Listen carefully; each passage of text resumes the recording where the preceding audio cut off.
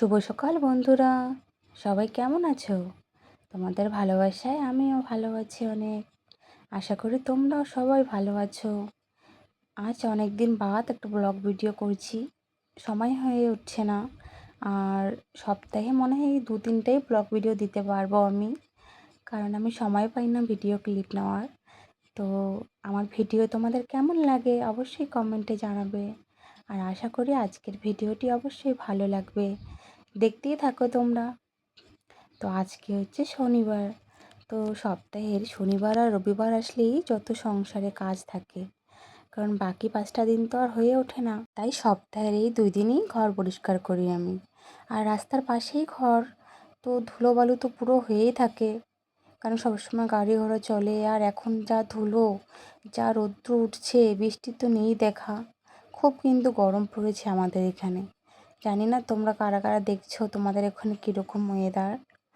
তো আজকে শনিবার, সকাল উঠেই আগে ঘর ঝাড়ু দিয়ে নিচ্ছি, আর তার সাথে ধুলোবালুগুলোও একটু পরিষ্কার করে নিচ্ছি, কারণ প্রচণ্ড ধুলো পড়ে আছে সব জায়গাতেই। প্রত্যেক সপ্তাহে করতে হয়, তবুও নোংরা হয়ে থাকে কেমন যেন। আর পুরুষদের তো সপ্তাহে শনি রবিবার ছুটিই থাকে, যারা চাকরি করে। আর যারা কৃষক, তাদের তো কোনো ছুটি নেই। আর আমরা মহিলারা, এদের কিন্তু কোনো ছুটি নেই। যাদের সংসার হয়েছে তাদের কিন্তু কোনো ছুটি নেই। প্রত্যেকটা দিন, সারাটা দিন সংসারের জন্য করে যেতে হয়। সংসার জীবনটা যে এত মায়ার, কি বলবো। আর সংসারের জন্য সারাদিন করি, তবুও বলে যে কোনো কাজ করি না, 24 ঘন্টা মোবাইল নিয়ে থাকি। যাই হোক, ওগুলো ছাড়ো। তো প্রত্যেক সংসারেই হয় এরকম।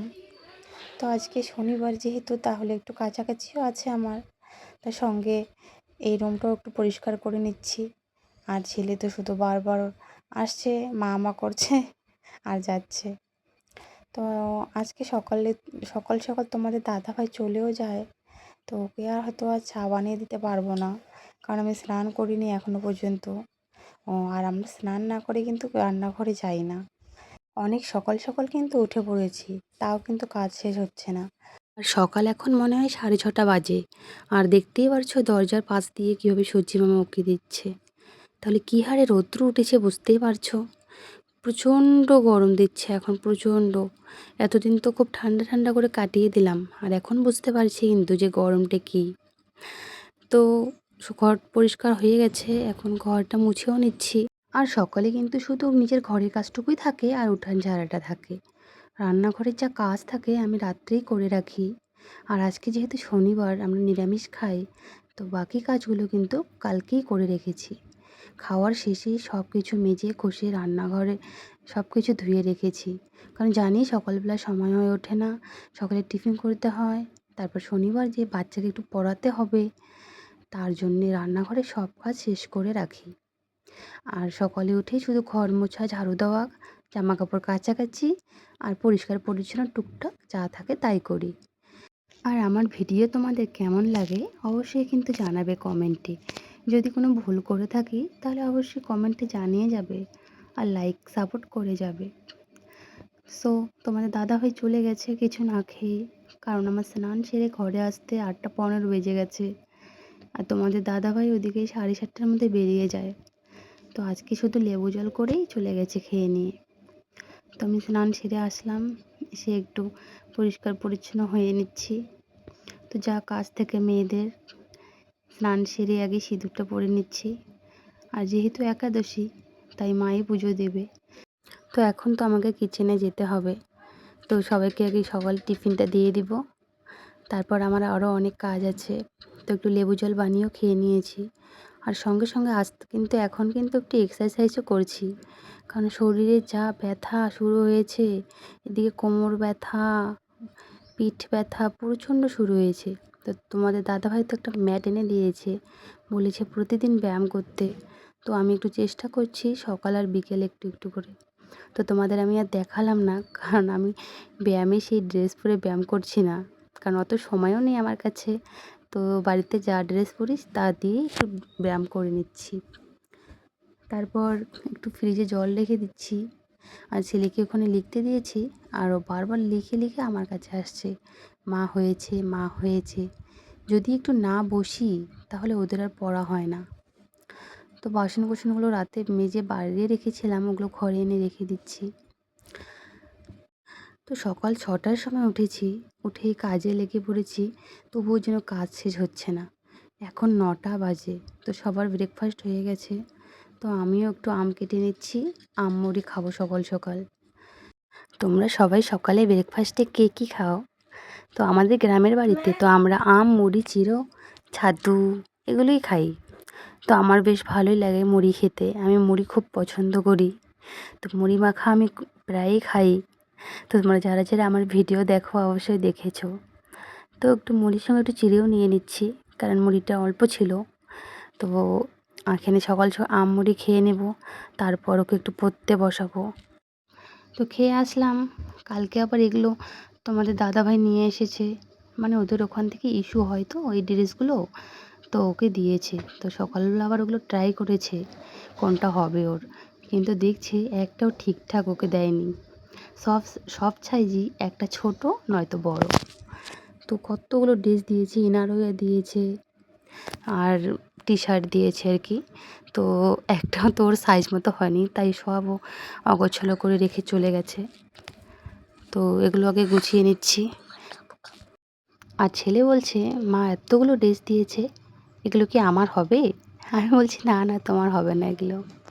তো আর এখানে দুটো কলগেট নিয়ে আছে আর বাসন মাজা সাবান নিয়ে এসেছে। আর পড়তে বসিয়ে দিয়েছি। পড়তে বসালেই জানি না আমার মাথাটা কেন গরম হয়ে থাকে। আর সত্যি পড়ানোটা অনেক ধৈর্যের ব্যাপার, যেটা আমার এখন আর নেই। জানি না কেন ধৈর্য হারিয়ে ফেলি পড়াতে বসেই, কিন্তু কিছু করার নেই, ওর টিউটর নেই যেহেতু আমাকেই পড়াতে হবে। আর এদিকে গ্রামের এদিকে ইংলিশ টিচার পাওয়াও যায় না, ইংলিশ মিডিয়াম টিচার। আর এতটুকু বাচ্চাকে কেউ পড়াতেও চায় না, বাচ্চাদের পড়াতে অনেক ধৈর্যও লাগে, তাই কেউ পড়াতে চায় না। যাই হোক, এখানে পড়াতে পড়াতে 10টা বেজে গেছে। আবার দুপুরে রান্না রেডি করতে হবে ওদিকে, কারণ বাচ্চারা 12টা বাজতে বাজতে ওদের খিদে পেয়ে যায়।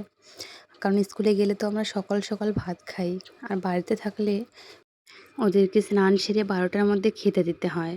তাই যা ওদিকে রান্নাটা বসিয়ে দিয়েছে, আর আমি এদিকে সবজি বানিয়ে নিচ্ছি। আজকে তো একাদশী, তাই মা খাবে না, তো আমরা এই কয়েকজনই খাবো। তো পটল আলু একটু রসা করে নিয়েছে, বুটের ডাল আর কাঁঠালের গুটি ভাজা করে নিয়েছে। তো রান্না সেরেই কিন্তু আমরা 4জনে খেতে বসেছি আজকে। দাদাও নেই বাড়িতে, আর বাবা কখন খাবে জানি না। তো আমরা খেয়ে নিলাম, নেওয়ার পর একটু টিভি দেখছি মা ছেলে মিলে। তারপর একটু বসার রুমে বিছানা করে নিয়েছি এখানে ঘুমাবো বলে, কারণ আমাদের ঘরটা কিন্তু প্রচণ্ড গরম।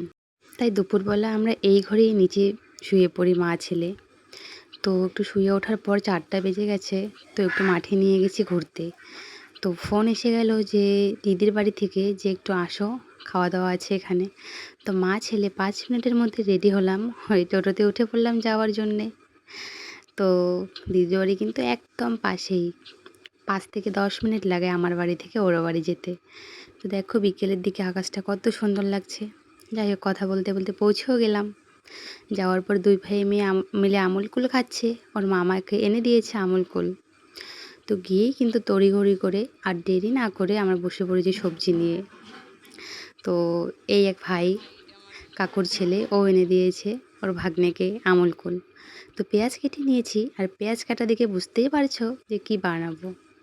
তো এদিকে বিরিয়ানির চাল কিন্তু ভিজিয়ে রেখেছি, আর এদিকে জলটাও বসিয়ে দিয়েছি সব মশলাপাতি দিয়ে। আর দিদি এদিকে মশলাপাতিগুলো বেটে নিচ্ছে একটু, তো জিরে আদা সব বেটে নিচ্ছে। আর আমি এখানে দেখো পাকোড়ার জন্যে সলিড পিসগুলো বেছে নিচ্ছি। জানি না তোমাদের দাদাভাই এত ভালোবাসে আমার হাতে চিকেন পাকোড়া খেতে। আর ওখানে চিকেনটা ম্যারিনেট করে নিয়েছি, বেরেস্তাও রেডি করে নিয়েছি। তো আমি এদিকে পাকোড়া ভাজছি, আর ভাই বউকে বলছি একটু চিকেনটা নাড়াতে। তো এদিকে চিকেন কষাও প্রায় রেডি।